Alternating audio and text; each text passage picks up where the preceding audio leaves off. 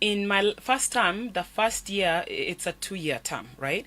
The first year is what we call a budget year, and the second year is a policy year, where we look at the current laws, or if there's a policy that when we want to change, we create a bill and we change that policy, right? Or we make it into law.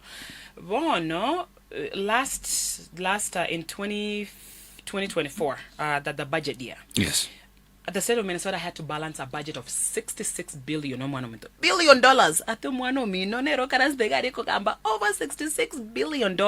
So instead of each one of us to what our own kitty, we come together to aggregate the whole entire state of Minnesota, and then we champion bills that target the main things that needs to be done.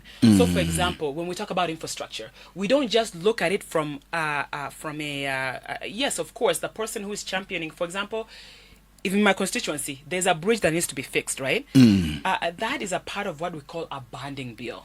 A bonding bill, they could get the whole entire state of Minnesota, whatever. My city of Brooklyn Park, a bridge nero reta kere, a community center nero reta kere. The reason why I said that is because I championed a bill that brought in 7.5 million to expand our community center so that it can accommodate the needs of a growing community, right? In the whole entire state of Minnesota, we had one bonding bill that touched on every infrastructure project in the whole entire state of Minnesota. So it's not just at the one. We don't look at it like that. To individual legislators. It's all of us coming together. We bring all of our projects to the table together. We discuss which is the most important from a risk perspective, and then we take that part of the 66 billion across the whole entire state of Minnesota so that we can address the most high risk all the way to the low risk of infrastructure.